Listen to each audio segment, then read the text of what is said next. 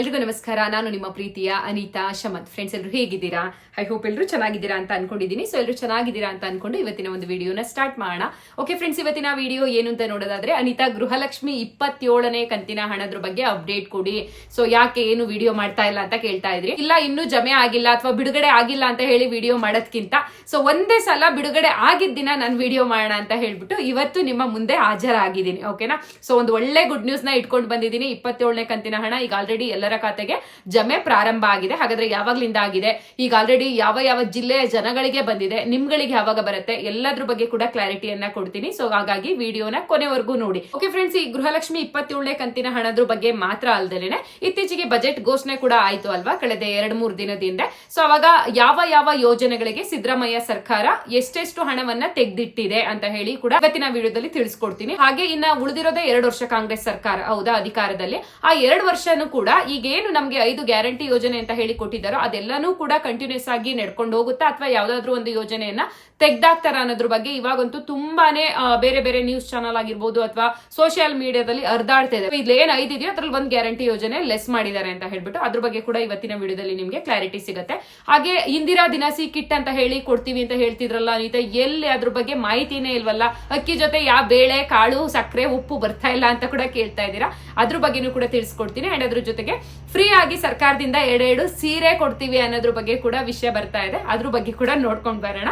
And ಇಷ್ಟೆಲ್ಲ ವಿಷಯ ಇದೆ. ಅಂಡ್ ಇಷ್ಟೆಲ್ಲ ವಿಷಯದ್ರ ಜೊತೆಗೆ ಇನ್ ಮುಂದೆ ನನ್ನ ವಿಡಿಯೋದಲ್ಲಿ ನಾನು ಎಲ್ಲೋ ಒಂದು ನಮ್ಮ ಜೀವನಕ್ಕೆ ಅಳವಡಿಸ್ಕೋಬೇಕಾಗಿರೋದು, ನಮ್ಮ ಜೀವನದಲ್ಲಿ ನಮ್ಗೆ ಗೊತ್ತಿಲ್ದಂಗೆ ಏನೋ ಒಂದು ತಪ್ಪು ಮಾಡ್ತಾ ಇರ್ತೀವಿ, ನಮ್ಮ ತಂದೆ ತಾಯಿಗಳಿಗಾಗಿರ್ಲಿ ಅಥವಾ ನಮ್ಮ ಹೆಂಡತಿ ಮಕ್ಳುಗಳಿಗಾಗಿರ್ಲಿ ಅಥವಾ ಹೆಂಡತಿ ಆದವಳು ಗಂಡನಿಗಾಗಿರ್ಲಿ. ಸೊ ಎಲ್ಲೋ ಒಂದು ನಮ್ಗೆ ತಿಳಿದಂಗೆ ಮೋಸ ಮಾಡ್ತಿರ್ತೀವೋ ಅಥವಾ ತಪ್ಪು ಮಾಡ್ತಾ ಇರ್ತೀವೋ, ಇದ್ರ ಬಗ್ಗೆ ಸ್ವಲ್ಪ ನನ್ನ ಮನಸ್ಸಿಗೆ ಅನ್ಸಿರುವಂತ ಒಂದು ಬರಹವನ್ನ ನಾನು ನಿಮ್ ಮುಂದೆ ಹಂಚ್ಕೋಬೇಕು ಅಂತ ಕೂಡ ಅನ್ಕೊಂಡಿದ್ದೀನಿ. ಸೊ ಇದೆಲ್ಲ ವಿಡಿಯೋ ಕೊನೆಯಲ್ಲಿ ತಿಳಿಸ್ತೀನಿ. ಅಂಡ್ ವಿಡಿಯೋನ ಸ್ಟಾರ್ಟ್ ಮಾಡೋಣ. ಅಂಡ್ ಅದಕ್ಕಿಂತ ಮುಂಚೆ ಇವತ್ತು ನಾನು ಹಾಕಿರುವಂತ ಡ್ರೆಸ್ ಮೀಶೋದಲ್ಲಿ ತಗೊಂಡಿರೋದು 3 ಪೀಸ್ ಕುರ್ತಾ ಸೆಟ್ ಆಗಿರುತ್ತೆ. ಅಂದ್ರೆ ಪ್ಯಾಂಟ್ ಟು ಟಾಪ್ ವೇಲು ತುಂಬಾನೇ ಬ್ಯೂಟಿಫುಲ್ ಆಗಿ ಬಂದಿದೆ. ಸೊ ಪ್ರೈಸ್ ಎಷ್ಟಿರುತ್ತೆ ಅಂದ್ಬಿಟ್ಟು ಸ್ಕ್ರೀನ್ ಮೇಲೆ ಕೊಟ್ಟಿರ್ತೀನಿ. ಅಂಡ್ ಕ್ವಾಲಿಟಿನೂ ಅಷ್ಟೇನೆ 100/100 ಕೊಡ್ಬೋದು, ಅಷ್ಟು ಚೆನ್ನಾಗಿದೆ. ನಿಮ್ಗೆ ಏನಾದ್ರು ಲಿಂಕ್ ಬೇಕು ಈ ಡ್ರೆಸ್ ಅಂತ ಹೇಳಿದ್ರೆ ಈ ವಿಡಿಯೋ ಕೆಳಗಡೆ ಕಮೆಂಟ್ ಬಾಕ್ಸ್ ನಲ್ಲಿ ಕೊಟ್ಟಿರ್ತೀನಿ. ಫಸ್ಟ್ ಕಮೆಂಟ್ ನಂದೇ ಆಗಿರುತ್ತೆ. ಕಮೆಂಟ್ ಬಾಕ್ಸ್ ನ ಚೆಕ್ ಮಾಡಿ ನೋಡಿ. ಈ ಶೋ ಡ್ರೆಸ್ ಲಿಂಕ್ ಓಪನ್ ಆಗುತ್ತೆ. ಯಾರಿಗಾದ್ರೂ ಇಷ್ಟ ಆದ್ರೆ ಪರ್ಚೇಸ್ ಮಾಡ್ಕೊಳ್ಳಿ. ಓಕೆನಾ? ಓಕೆ ಫ್ರೆಂಡ್ಸ್, ಇವಾಗ ತಡ ಮಾಡೋದ್ ಬೇಡ. ಗೃಹಲಕ್ಷ್ಮಿ ಯೋಜನೆ 27ನೇ ಕಂತಿನ ಹಣದ್ರ ಬಗ್ಗೆ ಹೇಳೋದಾದ್ರೆ, ಸೊ ಇವತ್ತು ಜಮೆ ಆಗಿದ್ಯಾ ಹಂಗಾದ್ರೆ ಅಂತ ಕೇಳೋದಾದ್ರೆ, ಇವತ್ತಲ್ಲ ನಿನ್ನೆಯಿಂದಾನೇ ಜಮೆ ಆಗಿದೆ. ಓಕೆನಾ? ನಿನ್ನೆ ಸಂಜೆಯಿಂದಾನೇ 27ನೇ ಕಂತಿನ ಹಣ ಪ್ರಾರಂಭ ಮಾಡಿದ್ರು. ಅಂದ್ರೆ ಅವಾಗ ತಾನೇ ಹಾಕಿದ್ರೆ ಒಂದೇ 1% ಜನಗಳಿಗೆ ಹಾಕ್ತಾರೆ ಅಲ್ವಾ, ಟೆಸ್ಟಿಂಗ್ ತರ. ಆ ತರ ನಿನ್ನೆ ನಿಮ್ಗೆ 27ನೇ ಕಂತಿನ ಹಣ ಬಿಡುಗಡೆ ಪ್ರಾರಂಭ ಆಗಿದೆ. ಆದ್ರೆ ಇವತ್ತು ಸಾಕಷ್ಟು ಜನಗಳಿಗೆ ಈಗ ಬಿಡುಗಡೆ ಪ್ರಾರಂಭ ಆಗಿದೆ ಅಂತ ಹೇಳಿ ತಿಳಿಸಿರುವಂತದ್ದು ಮಹಿಳಾ ಮತ್ತು ಮಕ್ಕಳ ಕಲ್ಯಾಣ ಇಲಾಖೆಯಿಂದಾನೇ ನೋಟಿಫಿಕೇಶನ್ ಬಂದಿರುವಂತದ್ದು. ಸದ್ಯಕ್ಕಂತೂ ಬೆಂಗಳೂರು ಕಡೆ ಇವಾಗ ಫಸ್ಟ್ ಹಾಕ್ಬಿಟ್ಟಿದ್ದಾರೆ. ಬೆಂಗಳೂರು ಜನಗಳಿಗಾಗಿರ್ಬೋದು, ಗದಗ್ ಆಗಿರ್ಬೋದು, ಕೋಲಾರ ಆಗಿರ್ಬೋದು, ಬೆಳಗಾವಿ, ಬಳ್ಳಾರಿ, ಧಾರವಾಡ, ಸೊ ಈ ಎಲ್ಲಾ ಜಿಲ್ಲೆಯ ಜನಗಳಿಗೆ ತುಂಬಾ ಬೇಗನೆ ಸ್ಟಾರ್ಟ್ ಮಾಡಿದ್ದಾರೆ. ಅಂಡ್ ಮೈಸೂರು ಜಿಲ್ಲೆ ಮತ್ತೆ ಹಾಸನ ಜಿಲ್ಲೆಗೆ ಇತ್ತೀಚೆಗೆ ತಡ ಆಗ್ತಾ ಇದೆ. ಅಂದ್ರೆ ಸೊ ಮೊದಲನೇ ಹಂತದಲ್ಲಿ ಮೈಸೂರು ಮತ್ತೆ ಹಾಸನದ ಕಡೆ ಯಾಕೋ ಆಗ್ತಾ ಇಲ್ಲ. ದಯವಿಟ್ಟು ಬೇಜಾರು ಮಾಡ್ಕೋಬೇಡಿ, ನಿಮ್ಗೂ ಹಾಕ್ತಾರೆ. ಆದ್ರೆ ನಿಮ್ಗೆ 2ನೇ ಹಂತ ಅಥವಾ 3ನೇ ಹಂತದಲ್ಲಿ ಪ್ರಾರಂಭ ಆಗುತ್ತೆ. ಮೊದಲನೇ ಹಂತದಲ್ಲಿ ಈ ಸಲ ಕೂಡ ಮೈಸೂರಿಗೆ ಜಮೆ ತುಂಬಾ ಜನಗಳಿಗೆ ಆಗೇ ಇಲ್ಲ. 90% ಜನಗಳಿಗೆ ಮಾಡಿಲ್ಲ. 10% ಜನಗಳಿಗೆ ಬಂದ್ರು ಬರ್ಬೋದು ಈ ಹಂತದಲ್ಲಿ. ಅಂದ್ರೆ ಈ ವೀಕಲ್ಲಿ ಯಾರಿಗೆಲ್ಲ ಬರುತ್ತೆ ಅವ್ರಿಗೆ ನಾನು ಹೇಳ್ತಾ ಇರುವಂತದ್ದು. ಓಕೆನಾ? ಇವತ್ತಂತೂ ಅಧಿಕೃತವಾಗಿ ಬಿಡುಗಡೆ ಆಗಿದೆ ಅಂತ ಹೇಳಿ ತಿಳಿಸಿರೋದ್ರಿಂದ ನಿಮ್ಗೆ ಈಗ ಆಲ್ರೆಡಿ ಸ್ವಲ್ಪ ಜನಗಳಿಗೆ ಖಂಡಿತವಾಗ್ಲೂ ಬಂದಿರುತ್ತೆ. ನನ್ನ ಸಬ್ಸ್ಕ್ರೈಬರ್ಸ್ ಅಥವಾ ಫಾಲೋವರ್ಸ್ ಇರ್ತೀರಾ ಅಂತಂದ್ರೆ, ಸೊ ಯಾರಿಗೆಲ್ಲ 27ನೇ ಕಂತಿನ ಹಣ ನಿನ್ನೆ ಮತ್ತು ಇವತ್ತು ನಿಮ್ಮ ಖಾತೆಗೆ ಬಂದಿದೆ ಒಂದ್ಸತಿ ಚೆಕ್ ಮಾಡ್ಕೊಳ್ಳಿ. ಸೊ ಎಷ್ಟೋ ಜನ ಅಮೌಂಟ್ ನ ಚೆಕ್ ಮಾಡಿರೋದಿಲ್ಲ, ನನ್ನ ವಿಡಿಯೋಗೋಸ್ಕರ ಕಾಯ್ತಿರ್ತೀರಾ. ನನ್ನ ವಿಡಿಯೋದಲ್ಲಿ ಹೇಳಿದೆ ಅಂದ್ರೆ ನೆಕ್ಸ್ಟ್ ನೀವು ಚೆಕ್ ಮಾಡ್ಕೊಂಡ್ಬಿಟ್ಟು ಎಸ್ ಅನಿತಾ ಬಂದಿದೆ ಅಂತ ಕೂಡ ತುಂಬಾ ಜನ ಕಮೆಂಟ್ ಮಾಡ್ತೀರಾ. ತುಂಬಾ ಖುಷಿ ಆಗುತ್ತೆ. ಸೊ ಅದೇ ರೀತಿಯಾಗಿ ಇವತ್ತು ಕೂಡ ಚೆಕ್ ಮಾಡ್ಕೊಳ್ಳಿ. ನಿಮ್ಗೆ ಬಂದಿದೆ ಅಂದ್ರೆ ಬಂದಿದೆ ಅಂತ ಹಾಕಿ, ಬಂದಿಲ್ಲ ಅಂತ ಅಂದ್ರೆ ನಿಮ್ದು ಯಾವ ಜಿಲ್ಲೆ ನಮಗೆ ಬಂದಿಲ್ಲ ಅಂತ ಹಾಕಿ. ಓಕೆನಾ? ಸೊ ಇದೇನ್ ಮೊದಲನೇ ಹಂತ ಅಂತ ಹೇಳಿದ್ರೆ, ಇವತ್ತಿಂದ ನಿಮ್ಗೆ ಈ ವಾರದಲ್ಲೇ ಅಂದ್ರೆ ಒಂದು 15ನೇ ತಾರೀಕು ಒಳಗಡೆ ಮೊದಲನೇ ಹಂತದಲ್ಲಿ ಒಂದು 40% ಜನಗಳಿಗೆ ಖಂಡಿತವಾಗ್ಲೂ ಬರುತ್ತೆ. ಇವತ್ತು ಬಂದಿಲ್ಲ ಅಂದ್ರೆ ದಯವಿಟ್ಟು ಬೇಜಾರ್ ಮಾಡ್ಕೋಬೇಡಿ. ಇವತ್ತು ಸಂಜೆ ನೈಟ್ 8 ಗಂಟೆ, ಸಂಜೆ 6 ಗಂಟೆ, ನೈಟ್ 9 ಗಂಟೆಗೂ ಬರುವಂತ 90% ಚಾನ್ಸಸ್ ಇದೆ. ಆಯ್ತಾ? ಅಂಡ್ ನಾಳೆ ನಾಡಿದ್ದು ಕಂಟಿನ್ಯೂಸ್ ಆಗಿ ಬರ್ತಾ ಹೋಗುತ್ತೆ. ಈ ವಾರ ಫುಲ್ ಬರುತ್ತೆ. ಸೊ ನಿಮ್ಗೆ ಯಾವ್ಯಾವತ್ತು ಬರುತ್ತೋ ಅವತ್ತು ಬಂದು ಕಮೆಂಟ್ ಹಾಕಿ ಅಷ್ಟೇನೆ. ಒಟ್ಟಾರೆ ಏನೇ ಆಗಿರ್ಲಿ ಖುಷಿ ಸುದ್ದಿ ಅಂದ್ರೆ 27ನೇ ಕಂತಿನ ಹಣ ಬಂತು. ಇನ್ನೊಂದು ವಿಷಯ ಏನಪ್ಪಾ ಅಂತ ಹೇಳಿದ್ರೆ, ರಾಜ್ಯ ಸರ್ಕಾರದಿಂದ ಅಂದ್ರೆ ಕಾಂಗ್ರೆಸ್ ಸರ್ಕಾರದಿಂದ ಮಹಿಳೆಯರಿಗೆ ಸೀರೆ ಕೊಡ್ತಾರಂತೆ ವರ್ಷಕ್ಕೆ 2 ಅಂತ ಹೇಳ್ಬಿಟ್ಟು ಏನು ಮಾಹಿತಿ ಹೊರ ಬರ್ತಾ ಇರುವಂತದ್ದು.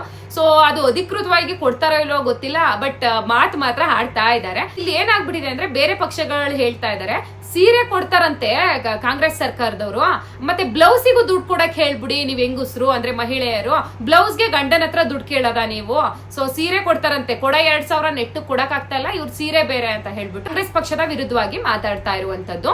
ಅಂದ್ರೆ ಅವ್ರಿಗೆ ಏನಪ್ಪಾ ಅಂತ ಹೇಳಿದ್ರೆ, ಕೊಡ 2,000ನೇ ಪ್ರತಿ ತಿಂಗಳು ಸರಿಯಾಗಿ ಕೊಡಲ್ಲ, ಈ ಸೀರೆ ಬೇರೆ ಕೊಡ್ತಾರೆ ಅನ್ನೋ ರೀತಿಯಾಗಿ ಆಗ್ಬಿಟ್ಟಿದೆ. ಸೊ ಒಂದ್ ಹೇಳಕ್ ಇಷ್ಟಪಡ್ತೀನಿ ನಾನಿಲ್ಲಿ, ಈಗ ಸೀರೆ ನಮ್ಮ ಈಗ ಹಾಸನದಲ್ಲೂ ಕೂಡ ನಮ್ಗೆ ಪ್ರೀತಮ್ ಗೌಡ್ರು ಇದ್ದಾರೆ, ಬಿಜೆಪಿ ಪಕ್ಷದವರು. ಅವರು ಪ್ರತಿ ವರ್ಷ ಗೌರಿ ಹಬ್ಬದ ಟೈಮಲ್ಲಿ ನಮ್ಮ ಹಾಸನದ ಕಂಪ್ಲೀಟ್ ಜನತೆಗೆ ಸೀರೆ ಕೊಡ್ತಾರೆ, ಓಕೆನಾ. ಸೊ ಆ ಸೀರೆ ಖಂಡಿತವಾಗ್ಲೂ ಚೆನ್ನಾಗಿರಲ್ಲ. ಅಂದ್ರೆ ಏನು ಕೊಡೋರು ರೇಷ್ಮೆ ಸೀರೆ ತಂದು ಕೊಡ್ತಾರಾ, ಅಥವಾ ಇನ್ನೇನೋ ಮೈಸೂರು ಸಿಲ್ಕ್ ಸ್ಯಾರಿ ತಂದು ಕೊಡಕ್ಕಾಗುತ್ತೋ, ಏನೋ ಒಂದು ಅವ್ರ ಪ್ರೀತಿ ಏನ್ ಮಾಡ್ತಾರೆ ಅಂದ್ರೆ ಬಾಗಿನ ರೂಪದಲ್ಲಿ ಎಷ್ಟೋ ಜನಗಳಿಗೆ ಅಣ್ಣ ತಮ್ಮ ಕರೆದು ಕಳಿಸ್ತಾ ಇರಲ್ಲ ಮನೆಗಳಲ್ಲಿ, ತವ್ರ ಮನೆ ಅನ್ನೋ ಬಾಗ್ಲೇ ಮುಚ್ಚೋಗ್ಬಿಟ್ಟಿರುತ್ತೆ. ಸೊ ಹಂಗಾಗಿ ನಾವೇ ಈಗ ನಮ್ಮ ಹಾಸನದಲ್ಲಿ ನಾನು MP ಆಗಿದ್ದೀನಲ್ವಾ, ಓಕೆ, ನಾನೇ ಕೊಟ್ಬಿಟ್ರೆ ಎಷ್ಟೋ ಹೆಣ್ಮಕ್ಳಿಗೆ ಖುಷಿ ಆಗುತ್ತೆ ಅನ್ನೋ ಒಂದು ನಿರ್ಧಾರ ತಗೊಂಡವರು ಸೀರೆ, ಅರಿಶಿನ, ಕುಂಕುಮ, ಬಳೆ ಈ ರೀತಿಯಾಗಿ ಪ್ರತಿಯೊಂದು ಮನೆ ಬಾಗ್ಲಿಗೆ ಕಳ್ಸಿಕೊಟ್ಟಿರ್ತಾರೆ, ಓಕೆನಾ. ಸೊ ಮನೇಲಿ ನಾವು 3 ಜನ ಹೆಣ್ಮಕ್ಳಿದ್ದೇವೆ ಅಂದ್ರೆ 3 ಜನಕ್ಕೂ ಕಳ್ಸಿಕೊಡ್ತಾರೆ. ಆ ರೀತಿ ನಮ್ಮ ಹಾಸನದಲ್ಲಿ ಕಳೆದ 2-3 ವರ್ಷದಿಂದನೂ ಈ ತರ ನಡೀತಾ ಇದೆ, ಓಕೆನಾ. ಸೊ ಹಂಗಾಗಿ ಇವ್ರು ಏನ್ ಮಾಡಿದ್ದಾರೆ, ಗೌರಿ ಹಬ್ಬಕ್ಕೆ ಕೊಡ್ತೀವಿ ಅಂತ ಅಲ್ಲ, ವರ್ಷಕ್ಕೆ 2 ಸೀರೆ ಹೆಣ್ಮಕ್ಳಿಗೆ ಅಂತ ಹೇಳಿ ರಾಜ್ಯ ಸರ್ಕಾರ ಮಾತನ್ನ ಆಡ್ತಾ ಇರುವಂತದ್ದು. ಅದಕ್ಕೆ ಈಗ ಸಿಕ್ಕಾಪಟ್ಟೆ ವ್ಯಂಗ್ಯವಾಗಿ ಮಾತು ಬರ್ತಾ ಇದೆ. ಇವ್ರು ಸೀರೆ ಕೊಡ್ತಾರಂತೆ, ಬ್ಲೌಸ್ ಕೊಟ್ಬಿಡಿ ಅಥವಾ ಒಳಗಡೆ ಹಾಕ ಇನ್ನರ್ ವೇರ್ಸ್ನು ಕೂಡ ಕೇಳ್ಬಿಡಿ ರಾಜ್ಯ ಸರ್ಕಾರಕ್ಕೆ ಅನ್ಬಿಟ್ಟು. ಸೊ ಇದ್ರ ಬಗ್ಗೆ ನಿಮ್ಗೆ ಏನ್ ಅನ್ಸುತ್ತೆ ಅನ್ಬಿಟ್ಟು ದಯವಿಟ್ಟು ಕಮೆಂಟ್ ಮಾಡಿ ತಿಳಿಸೋದನ್ನ ಮರಿಬೇಡಿ, ಓಕೆನಾ. ಸೊ ಓಕೆ ಫ್ರೆಂಡ್ಸ್, ಈಗ ನೆಕ್ಸ್ಟ್ ಸೀರೆ ಕೊಡೋದು ಆಮೇಲೆ ನೋಡೋಣ, ಕೊಡ್ತಾರ ಇಲ್ವೋ, ಬರೀ ಮಾತಾಗ್ತಾ ಇದೆ. ಅಂಡ್ ಇನ್ನೂ ಒಂದ್ ಹೇಳೋದಾದ್ರೆ, ಇವರು ಸೀರೆ ಕೊಡೋದ್ಕಿಂತನೂ ಮುಖ್ಯವಾಗಿ ಈ ದಿನಸಿ ಕಿಟ್ ಕೊಡ್ತೀವಿ ಅಂತ ಹೇಳಿದ್ರು ನೋಡಿ, ಇಂದಿರಾ ದಿನಸಿ ಕಿಟ್ ಅಂತ ಹೇಳ್ಬಿಟ್ಟು. ಅಂದ್ರೆ 10 kg ಅಕ್ಕಿ ಕೊಡಲ್ಲ ನಾವ್ ಇನ್ ಮುಂದೆ, 5 kg ಏನ್ ಕೇಂದ್ರ ಸರ್ಕಾರ ಅಕ್ಕಿ ಕೊಡುತ್ತೋ ನಾವು 5 kg ಕೊಡ್ಬೇಕಿತ್ತಲ್ಲ, ಅದ್ರ ಬದಲಾಗಿ ಸಕ್ಕರೆ, ಉಪ್ಪು, ಎಣ್ಣೆ, ತೊಗರಿಬೇಳೆ ಈ ತರ ಕೊಡ್ತೀವಿ ಅಂತ ಹೇಳಿದ್ರು ಅಲ್ವಾ. ಅದು ಹೇಳಿ 6 ತಿಂಗಳು ಮೇಲಾಗಿದೆ, ಇನ್ನೂ ಕೂಡ ಅಧಿಕೃತವಾಗಿ ಚಾಲನೆ ಬಂದಿಲ್ಲ ಅಲ್ವಾ. ಅದನ್ನ ದಯವಿಟ್ಟು ಸರ್ಕಾರ ಸ್ವಲ್ಪ ಮನಸ್ಸಿಗೆ ತಗೊಂಡು ಆದಷ್ಟು ಬೇಗ ಕೊಡಬೇಕು, ಅದು ನಮ್ಮ ಜನಗಳಿಗೆ ಸಿಕ್ಕಾಪಟ್ಟೆ ಹೆಲ್ಪ್ ಆಗುತ್ತೆ ಅನ್ನೋದು ನನ್ನ ಅಭಿಪ್ರಾಯ. ಅಂಡ್ ಬಜೆಟ್ ಘೋಷಣೆಯಲ್ಲಿ ಕೂಡ ಅವ್ರು ಹೇಳಿದ್ದೇನು ಅಂತ ಅಂದ್ರೆ, ಈಗ ಏಪ್ರಿಲ್ ಅಥವಾ ಮೇ ತಿಂಗಳಿಂದ ಈ ದಿನಸಿ ಕಿಟ್ ಪ್ರಾರಂಭ ಆಗುತ್ತೆ, ಅದಕ್ಕೂ ಕೂಡ ನಾವು ಹಣವನ್ನ ತೆಗೆದಿಟ್ಟಿದೀವಿ ಅಂತ ಹೇಳಿದ್ದಾರೆ, ಓಕೆನಾ. ಅಂಡ್ ಇನ್ನೊಂದು ಮುಖ್ಯವಾಗಿ ಬಜೆಟ್ ಘೋಷಣೆಯಲ್ಲಿ ಏನ್ ಹೇಳಿರೋದು ಅಂತ ಹೇಳಿದ್ರೆ, ಗೃಹಲಕ್ಷ್ಮಿ ಯೋಜನೆ ಅಂತೂ ಯಾವುದೇ ಕಾರಣಕ್ಕೂ ನಿಲ್ಲೋದಿಲ್ಲ. ಅದು ನಾವ್ ಏನ್ 5 ವರ್ಷ ಸತತವಾಗಿ ನಮ್ಮ ಸರ್ಕಾರ ಇರುತ್ತೋ, ಇನ್ನೇನ್ ಉಳಿದಿರೋದೇ 2 ವರ್ಷ ಅಲ್ವಾ ಸರ್ಕಾರ, ಅಲ್ಲಿವರೆಗೂ ಕೂಡ ಖಂಡಿತವಾಗ್ಲೂ ನಾವು ಗೃಹಲಕ್ಷ್ಮಿ 2,000 ಕೊಡ್ತೀವಿ. ಅಂಡ್ ಈಗ ಆಲ್ರೆಡಿ ಈ 2026-2027ನೇ ಇಸ್ವಿಗೆ 28,608 ಕೋಟಿ ಹಣವನ್ನ ನಾವು ಗೃಹಲಕ್ಷ್ಮಿ ಯೋಜನೆಗೆ ತೆಗೆದಿಟ್ಟಿದೀವಿ ಈ ಬಜೆಟ್ ಅಲ್ಲಿ ಅಂತ ಹೇಳಿ ಸಿದ್ದರಾಮಯ್ಯ ಅವರು ಅನೌನ್ಸ್ ಮಾಡಿರುವಂತದ್ದು. ಸೊ ನೆಕ್ಸ್ಟ್ ಶಕ್ತಿ ಯೋಜನೆಗೂ ಕೂಡ 5,300 ಕೋಟಿ ಎತ್ತಿಟ್ಟಿದೀವಿ ಅಂತ ಹೇಳ್ತಾರೆ. ಆದ್ರೆ ಇಲ್ಲಿ ಬಸ್ ಕಂಡಕ್ಟರ್ ಡ್ರೈವರ್ಸ್ ಗಳು ಹೇಳ್ತಾ ಇರ್ತಾರೆ, ನಮಗೆ ಸಂಬಳನೇ ಕೊಟ್ಟಿಲ್ಲ, 6 ತಿಂಗಳಾಯ್ತು 3 ತಿಂಗಳಾಯ್ತು ಅನ್ಬಿಟ್ಟು. ಇವ್ರು ನೋಡಿದ್ರೆ ಇಲ್ಲಿ ದುಡ್ಡು ಎತ್ತಿಟ್ಟಿದೀವಿ ಅಂತಿದ್ದಾರೆ. ನೋಡಿ ಏನಾಗುತ್ತೋ ಗೊತ್ತಿಲ್ಲ, ಸರ್ಕಾರನೇ ಸುಳ್ಳು ಹೇಳ್ತಾ ಇದೆಯಾ ಅಥವಾ ಬಸ್ ಡ್ರೈವರ್ ಕಂಡಕ್ಟರ್ ಸುಳ್ಳು ಹೇಳ್ತಾ ಇದಾರ? ಪಾಪ ಡ್ರೈವರ್ ಸುಳ್ಳು ಹೇಳಲ್ಲ, ಸರ್ಕಾರ ಇಲ್ಲಿ ಜನರಿಗೆ ಕೊಟ್ಬಿಟ್ಟು ಅವ್ರಿಗೆ ಸಂಬಳ ಕೊಡದಲ್ಲೇ ಇರೋದು ಖಂಡಿತವಾಗ್ಲೂ ಅದು ತಪ್ಪಾಗತ್ತೆ ಅಲ್ವಾ, ಹಂಗಾಗಿ ಹೇಳ್ತಾ ಇದ್ದೀನಿ. ಸೊ ನೆಕ್ಸ್ಟ್ ಅನ್ನಭಾಗ್ಯ ಯೋಜನೆಗೂ ಕೂಡ ನಾವು 6,200 ಕೋಟಿ ಹಣವನ್ನ ತೆಗೆದಿಟ್ಟಿದೀವಿ. ಆ ಅನ್ನಭಾಗ್ಯ ಯೋಜನೆ ಅಡಿನಲ್ಲೇ ನಾವು ಈ ದಿನಸಿ ಕಿಟ್ ಅನ್ನ ಇನ್ಮೇಲೆ ಕೊಡ್ತಾ ಹೋಗ್ತೀವಿ. ಇನ್ನ 1 ತಿಂಗಳು ನಮಗೆ ಟೈಮ್ ಮಾಡ್ಕೊಡಿ, ಎಲ್ಲ ಕೂಡ ಅಡ್ಜಸ್ಟ್ ಮಾಡ್ಕೋತಾ ಇದೀವಿ ಅಂತ ಹೇಳಿ ಬಜೆಟ್ ಘೋಷಣೆಯಲ್ಲಿ ಹೇಳಿರುವಂತದ್ದು. ನೆಕ್ಸ್ಟ್ ಗೃಹ ಜ್ಯೋತಿ ಯೋಜನೆಗೆ ಬಂದ್ರೆ ಅದಕ್ಕೂ ಕೂಡ 10,578 ಕೋಟಿ ಹಣವನ್ನ ತೆಗೆದಿಟ್ಟಿದಾರಂತೆ. ಸೊ ಇದಿಷ್ಟು ಹೇಳ್ಬಿಟ್ಟು ಕೊನೆಯದಾಗಿ ಒಂದು ಯೋಜನೆ ಉಳ್ಕೊತ್ತು, ಗ್ಯಾರಂಟಿ. ಯಾವ್ದು ಹೇಳಿ? ಯುವ ನಿಧಿ. ಪಾಪ ಮಕ್ಕಳಿಗೆ ಕೆಲಸ ಇಲ್ಲದೆ ಹೋದವ್ರಿಗೆ 3,000 ರೂಪಾಯಿ ಪ್ರತಿ ತಿಂಗಳು ಯುವ ನಿಧಿ ಯೋಜನೆ ಅಡಿ ಕೊಡ್ತೀವಿ ಅಂದಿದ್ರು. ಕಳೆದ 3-4 ತಿಂಗಳಿಂದ ನಾನು ಕೂಡ DBT ನಲ್ಲಿ ಚೆಕ್ ಮಾಡಿದ್ದೀನಿ, ಹಣ ವರ್ಗಾವಣೆ ಸರ್ಕಾರದಿಂದ ಹಾಗೆ ಇಲ್ಲ.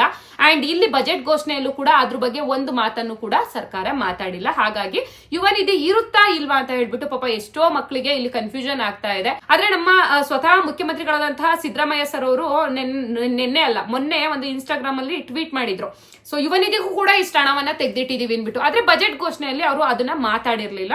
ಸೊ ನೋಡ್ಬೇಕು ಇದೇನಾಗುತ್ತೆ ಅಂತ ಹೇಳ್ಬಿಟ್ಟು. ಯುವ ನಿಧಿ ಇರುತ್ತೋ ಇಲ್ವೋ ಅದ್ರ ಬಗ್ಗೆ ಇನ್ನೂ ಕ್ಲಾರಿಟಿ ಇಲ್ಲ, ಓಕೆನಾ. ಇದಾಗಿತ್ತು ಗೃಹಲಕ್ಷ್ಮಿ ಯೋಜನೆ ಬಗ್ಗೆ ಲೇಟೆಸ್ಟ್ ಆಗಿ ಬಂದಿರುವಂತ ಮಾಹಿತಿ. ಹೋಪ್ ನಿಮ್ಗೂ ಕೂಡ ಕ್ಲಿಯರ್ ಆಯ್ತು ಇವತ್ತಿನ ವಿಷಯ ಯಾವ್ಯಾವ್ದೆಲ್ಲ ಇದೆ ಅಂತ ಅನ್ಕೊಂಡಿದೀನಿ. ಓಕೆ ಫ್ರೆಂಡ್ಸ್, ಈಗ ಕೊನೆಯದಾಗಿ ಈಗ ನನ್ನ ಮನಸ್ಸಿನಲ್ಲಿ ಬರುವಂತಹ ಕೆಲವೊಂದಿಷ್ಟು ಸಾಲುಗಳನ್ನ ನಿಮ್ ಮುಂದೆ ಪ್ರತಿ ವಿಡಿಯೋದಲ್ಲಿ ವಿಡಿಯೋ ಕೊನೆಯಲ್ಲಿ ಹಂಚ್ಕೊಳ್ಳೋಣ ಅಂತ ಅನ್ಕೊಂಡಿದೀನಿ. ಇದ್ರ ಬಗ್ಗೆ ನಿಮ್ಗೆ ನೆಗೆಟಿವ್ ಆಗಿ ಮಾತಾಡ್ಬೇಕು ಅಥವಾ ಕಮೆಂಟ್ ಹಾಕ್ಬೇಕು ಅಂದ್ರೂ ಹಾಕಿ, ತೊಂದ್ರೆ ಇಲ್ಲ. ಅಂದ್ರೆ ನಾನು ಏನಾದ್ರು ಇಲ್ಲ ಅನಿತಾ ನೀವು ಮಾತಾಡಿದ್ ತಪ್ಪಿದೆ ಇವತ್ತು ಅಂತ ಅಂದ್ರೂ ತಪ್ಪು ಅಂತ ಹಾಕಿ ನಾನು ತಿದ್ಕೋತೀನಿ. ಇಲ್ಲ ಅನಿತಾ ನೀವು ಮಾತಾಡಿದ್ ಸರಿ ಇದೆ, ನಿಮ್ಮ ಮಾತಿಂದ ನಮಗೆ ಸ್ವಲ್ಪ ಇನ್ಸ್ಪಿರೇಷನ್ ಸಿಕ್ತು ಇವತ್ತು ಅನ್ನೋದಾದ್ರೂ ಕೂಡ ಸರಿ ಅಂತ ಹೇಳಿ ಕಮೆಂಟ್ ಮಾಡಿ. ಒಟ್ಟಾರೆ ನಿಮ್ಮ ಅಭಿಪ್ರಾಯ, ನಿಮ್ಮ ಮನಸ್ಸಿಗೆ ಏನ್ ಅನ್ಸುತ್ತೋ ಅದನ್ನ ಕಮೆಂಟ್ ಮಾಡಿ. ನೀವು ನೆಗೆಟಿವ್ ಆಗಿ ಹಾಕಿದ್ರು ತಗೋತೀನಿ, ಪಾಸಿಟಿವ್ ಆಗಿ ಹಾಕಿದ್ರು ತಗೋತೀನಿ ನಾನು, ಆಯ್ತಾ. ಸೊ ಯಾಕೆಂದ್ರೆ ನೆಗೆಟಿವ್ ಆಗಿ ಹಾಕಿದ್ರೆ ನಾನು ಮುಂದೆ ಈ ತರ ಮಾತಾಡಬಾರ್ದಿತ್ತು, ನಾನು ಹಿಂಗ್ ಮಾತಾಡ್ಬೇಕು ಅಂತ ನಾನು ಕೂಡ ತಿಳ್ಕೊತೀನಿ. ಯಾಕೆಂದ್ರೆ ಮನುಷ್ಯ ಅಂದಾಗ ಎಲ್ಲರೂ ತಪ್ಪು ಮಾಡೋದು ಸಹಜ. ಆದ್ರೆ ಅದನ್ನ ತಿತ್ಕೊಂಡು ನಡೆಯೋದಿದೆಯಲ್ಲ, ಅದು ಮನುಷ್ಯನ್ಗೆ ಒಳ್ಳೆ ಗುಣ ಅನ್ನೋದು ನನ್ನ ಅನಿಸಿಕೆ. ನಾನು ಏನ್ ಮಾತಾಡಕ್ ಕೊಡ್ತಾ ಇದ್ದೀನಪ್ಪ, ಏನ್ ಇವತ್ತಿನ ಒಂದು ಸಾಲುಗಳು ಅಂತ ಹೇಳಿದ್ರೆ, ಒಬ್ಬ ಮಗ ತಾಯಿ ಮುಂದೆ ಇಂಗ್ಲಿಷ್ ಅಲ್ಲೇ ಮಾತಾಡ್ತಾ ಇರ್ತಾನಂತೆ. ಹೆಂಡತಿ ಜೊತೆ ಕಾನ್ವರ್ಸೇಷನ್ ಇಂಗ್ಲಿಷ್ ಅಲ್ಲಿ ಕಮ್ಯುನಿಕೇಶನ್ ಮಾತಾಡ್ತಾ ಇರ್ತಾರೆ. ಏನಂತ ಮಾತಾಡ್ತಾ ಇರ್ತಾರೆ, ನಿನ್ಗೆ ನಮ್ಮ ಅಮ್ಮನ್ ಸಾಕಾಗಲ್ಲ ಅಂತ ಹೇಳಿದ್ರೆ ಬಿಡು ವೃದ್ಧಾಶ್ರಮಕ್ಕೆ ಸೇರಿಸ್ಬಿಡ್ತೀನಿ ಅನ್ನೋ ಒಂದು ಮಾತನ್ನ ಕನ್ನಡದಲ್ಲಿ ಮಾತಾಡ್ತಾ ಇಲ್ಲ, ಇಂಗ್ಲಿಷ್ ಅಲ್ಲಿ ಹೆಂಡತಿ ಜೊತೆ ಸಂಭಾಷಣೆಯನ್ನ ಮಾಡ್ತಾ ಇರ್ತಾನೆ. ಯಾಕೆ, ತಾಯಿಗೆ ಇಂಗ್ಲಿಷ್ ಬರಲ್ಲ ಅಂತ ಹೇಳ್ಬಿಟ್ಟು ಮಗ ಸೊಸೆಗೆ ಇಬ್ರಿಗೂ ಗೊತ್ತಿರುತ್ತೆ ಚೆನ್ನಾಗಿ. ಆದ್ರೆ ಈ ತಾಯಿ ಮನ್ಸು ಎಷ್ಟು ಮುಗ್ಧ ಅನ್ನೋದನ್ನ ಅರ್ಥ ಮಾಡ್ಕೊಳ್ಳಿ. ನನ್ನ ಮಗ ಎಷ್ಟು ಚೆನ್ನಾಗಿ ಇಂಗ್ಲಿಷ್ ಮಾತಾಡ್ತಾ ಇದ್ದಾನಪ್ಪ, ನಾನು ಓದಿಸಿ ಬೆಳೆಸಿದ್ಕು ಸಾರ್ಥಕ ಆಯ್ತು, ಇವತ್ತು ಹೆಂಡತಿ ಜೊತೆ ಎಷ್ಟು ಚೆನ್ನಾಗಿ ಏನೋ ಮಾತಾಡ್ತಿದ್ದಾನಲ್ಲ ಅಂತ ಹೇಳ್ಬಿಟ್ಟು ಮನಸ್ಸಲ್ಲೇ ತಾಯಿಗೆ ಒಂಥರ ಖುಷಿ ಕಣ್ಣೀರೋದು, ಎಷ್ಟು ಚೆನ್ನಾಗಿ ಮಾತಾಡ್ತಿದ್ದಾನೆ ಅನ್ಬಿಟ್ಟು.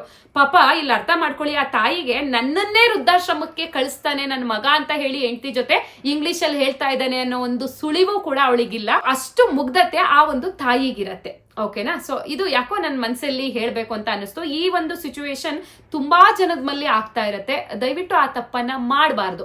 ಒಂದ್ ವೇಳೆ ಈ ತರ ಆಲ್ಮೋಸ್ಟ್ ನೀವು ಇರೋದಿಲ್ಲ ಅಂತ ಅನ್ಕೊಂಡಿದೀನಿ, ಯಾರಾದ್ರೂ ಒಬ್ರು ಇದ್ರೂ ಕೂಡ ನಿಮ್ಮ ಮನಸ್ಸನ್ನ ಚೇಂಜ್ ಮಾಡ್ಕೋಬೇಕು, ನಮ್ಮ ಹೆತ್ತ ತಂದೆ ತಾಯಿಗಳಿಗೋಸ್ಕರ. ಸೊ ನೋಡಿ, ಈ ತರದ್ದು ನಿಜವಾಗ್ಲೂ ಇದು ನನ್ನ ಬರೀ ಮಾತಿಂದ ಬರ್ತಾ ಇರೋದಲ್ಲ, ನಿಜವಾಗ್ಲೂ ಕೂಡ ಈ ತರ ಘಟನೆಗಳು ನಡೀತಾ ಇರತ್ತೆ.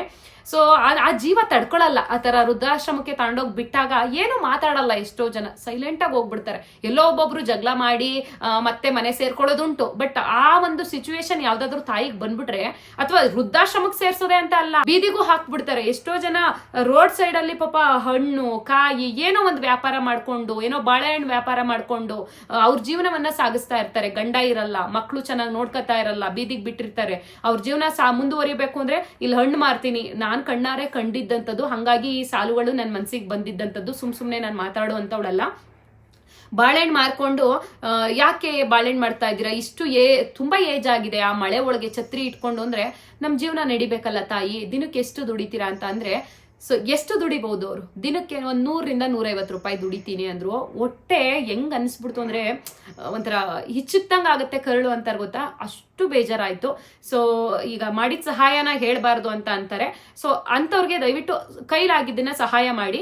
ಅಂಡ್ ಎಲ್ಲಕ್ಕಿಂತ ಹೆಚ್ಚಾಗಿ ಗೃಹಲಕ್ಷ್ಮಿ ಕಂಪೇರ್ ಮಾಡ್ಬಿಟ್ರೆ, ಅಂತ ಒಂದು ಏಜ್ ಆಗಿರುವಂತ ತಾಯಂದಿರು ಮಹಿಳೆಯರು ಯಾರು ಇರ್ತಾರೋ ಅವರಿಗಂತೂ ಸರ್ಕಾರ ಏನ್ ಮಾಡ್ತಾ ಇದೆಯೋ ಬಿಡ್ತಾ ಇದೆಯೋ ಅದು ಸೆಕೆಂಡ್ರಿ. ಅವರಿಗೆ ಫ್ರಾಕ್ಷನ್ ಆಫ್ ಸೆಕೆಂಡ್ ಅಲ್ಲಿ ಅದು ಯೋಚನೆ ಬರಲ್ಲ. ರಾಜ್ಯದ ಭವಿಷ್ಯ ಉದ್ಧಾರ ಮಾಡ್ತಾ ಇದಾರೋ ಕಾಂಗ್ರೆಸ್ ಅವರು ಹಾಳು ಮಾಡ್ತಾ ಇದಾರೋ ಗೊತ್ತಿಲ್ಲ. ಆದ್ರೆ ನಮಗೆ ಕೊಡ್ತಾ ಇರೋ 2,000 ಮಾತ್ರ ನಮ್ಗೆ ತುಂಬಾನೇ ಉಪಯೋಗಕ್ಕೆ ಬರ್ತಾ ಇದೆ. ನಮ್ ಜೀವನ ಸಾಕ್ತಾ ಇದೆ, ನಮ್ಗೆ ಮಾತ್ರೆಗಾಗ್ತಾ ಇದೆ, ನಮಗೆ ಊಟಕ್ಕಾಗತ್ತೆ, ನಮಗೆ ಬಟ್ಟೆಗಾಗತ್ತೆ 2,000 ಅಂತ ಹೇಳಿ ಕಣ್ಣೀರ್ ಹಾಕೋ ತಾಯಂದಿರು ಕೂಡ ತುಂಬಾ ಜನಗಳು ಇದ್ದಾರೆ. ಸೊ ಹಂಗಾಗಿ ಹೇಳ್ಬೇಕನ್ನಿಸ್ತು, ಹೇಳ್ದೆ ಅಷ್ಟೇನೆ, ಆಯ್ತಾ. ಇದ್ರ ಬಗ್ಗೆ ನಿಮ್ಗೆ ಏನ್ ಅನ್ಸುತ್ತೆ ಅಂತ ಕಮೆಂಟ್ ಮಾಡಿ. ಇನ್ನೊಂದ್ ಮಾತು ಏನ್ ಗೊತ್ತಾ, ನಾವು ಕೂಡ ಇವತ್ತು ಏನೋ ಒಂಚೂರು ಏಜ್ ಅಲ್ಲಿ ಚೆನ್ನಾಗಿದ್ದೀವಿ, ನಾಳೆ ನಾವು ತಾಯಿ ಆಗ್ತೀವಿ ಅಲ್ವಾ, ನಮಗೂ ಏಜ್ ಆಗುತ್ತಲ್ವಾ, ನಿಮ್ಗೂ ಏಜ್ ಆಗುತ್ತಲ್ವಾ.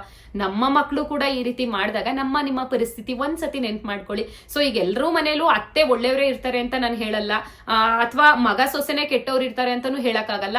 ಕೆಲವೊಮ್ಮೆ ಸಿಚುವೇಶನ್ ಆ ರೀತಿ ಎಲ್ರೂ ಮಾಡ್ಸತ್ತೆ. ಈ ಅತ್ತೆ ಸೊಸೆ ಅನ್ನೋ ಒಂದು ಪದ ಏನಿದೆಯೋ ಅಮ್ಮ ಮಗಳಾಗಕ್ ಸಾಧ್ಯನೇ ಇಲ್ಲ. ಅದು ಬಂದಿರೋದೇ ಆತರ ಜನ್ಮದಿಂದನು. ಆದ್ರೆ ಮನುಷ್ಯತ್ವ ಅನ್ನೋದೊಂದಿರುತ್ತೆ ಅಲ್ವಾ, ಅದು ಅತ್ತೆಗಾಗಿರ್ಲಿ ಸೊಸೆಗಾಗಿರ್ಲಿ, ನಾವ್ ಎಷ್ಟೇ ಜಗಳ ಆಗಿದ್ರು ಕೂಡ ಒಂದು ಊಟ ಹಾಕಕ್ಕಾಗಲ್ವಾ ಮನೇಲಿ ಇತ್ಕೊಂಡು, ನೀವು ಮಾತಾಡೋದೇ ಬೇಡ, ಒಂದು ಗೌರವದಿಂದ ಅವ್ರಿಗೆ ಒಂದು ಊಟ ಕೊಡಿ ಅಷ್ಟೇ ಕೇಳ್ಕೊಳ್ಳೋದು. ಸೊ ನಿನ್ ಮಾತಿಂದ ಏನಾದ್ರು ತಪ್ಪಾಗಿದ್ರೆ ದಯವಿಟ್ಟು ಕ್ಷಮೆ ಇರ್ಲಿ. ಅಂಡ್ ಬರೀ ಬಾಯಿ ಮಾತಿಗೆ ನಾನ್ ಕೂಡ ಹೇಳೋದಲ್ಲ, ನಾವು ಕೂಡ ಅದನ್ನ ಅಳವಡಿಸ್ಕೋಬೇಕು. ನಮ್ಮ ಜೀವನದಲ್ಲಿ ನಾನು ಖಂಡಿತ ಅಳವಡಿಸ್ಕೊಂಡಿದೀನಿ. ಸೊ ಇಲ್ಲ ಅಂದ್ರೆ ಇಷ್ಟು ಧೈರ್ಯವಾಗಿ ನಾನು ಖಂಡಿತ ಮಾತಾಡೋ ಅಂತ ಹೆಣ್ಮಗಳೇ ಅಲ್ಲ. ನಮ್ಮ ಜೀವನದಲ್ಲೂ ಕೂಡ ತುಂಬಾ ನಡೆದಿರುತ್ತೆ ಅತ್ತೆ ಸೊಸೆ ಅಂತ ಅಂದಾಗ, ಅದನ್ನೆಲ್ಲ ಒಂದ್ ಕಡೆ ಪಕ್ಕಕ್ಕಿಡ್ಬೇಕು. ಅಮ್ಮನ ತರ ನಾವು ಕೂಡ ನೋಡಿದಾಗ ಅವ್ರು ಕೂಡ ಮಗಳು ತರ ನೋಡ್ತಾರೆ. ಅಥವಾ ನಮ್ ಕೈಲಿ ಆಗದೇ ಇಲ್ವಾ, ಇಲ್ಲಪ್ಪ ನಮ್ಮ ಅತ್ತೆ ಸರಿನೇ ಇಲ್ಲ, ಈ ಅಮ್ಮ ಸರಿ ಇಲ್ಲ, ಏಜ್ ಮುತ್ಕಿ ಅಂತ ಎಲ್ಲ ಬೈತಾ ಇರ್ತಾರೆ. ಬೈತೀರಾ, ಬೈದ್ಬಿಡಿ ಒಂದ್ ಮಾತು. ಆದ್ರೆ ಊಟ ಕೊಡೋ ವಿಷಯದಲ್ಲಿ ಅಥವಾ ಮನೆಯಿಂದ ಹೊರ್ಗ ಹಾಕೋದು ದಯವಿಟ್ಟು ಆ ತರ ಮಾಡ್ಬೇಡಿ. ಎಲ್ಲೋ ಒಂದ್ ಕಡೆ ಬೈದಿರ್ತಾರ, ಅವ್ರಿಗೆ ಅದು ಅನುಭವಕ್ಕೆ ಬಂದ್ಬಿಡ್ಬೇಕು, ನಾನು ಈ ಮಾತು ಅವಳಿಗೆ ಆಡ್ಬಾರ್ದಾಗಿತ್ತು ಅನ್ಬಿಟ್ಟು. ಆ ತರ ನಡ್ಕೊಳಕ್ಕೆ ದಯವಿಟ್ಟು ಎಲ್ಲಾ ಸೊಸೆಯಂದಿರಾಗಿರ್ಲಿ ಮಕ್ಳುಗಳಾಗಿರ್ಲಿ ಪ್ರಯತ್ನವನ್ನ ನಾವು ಪಡಬೇಕು ಅನ್ನೋದು ನನ್ನ ಉದ್ದೇಶ ಅಷ್ಟೇ. ಓಕೆ ಫ್ರೆಂಡ್ಸ್, ಮತ್ತೊಂದು ವಿಡಿಯೋದಲ್ಲಿ ಸಿಗ್ತೀನಿ. ಅಂಡ್ ಅಲ್ಲಿವರೆಗೂ ವಿಡಿಯೋ ನೋಡಿದ್ದಕ್ಕಾಗಿ ಎಲ್ರಿಗೂ ಕೂಡ ಹೃದಯಪೂರ್ವಕ ಧನ್ಯವಾದಗಳು.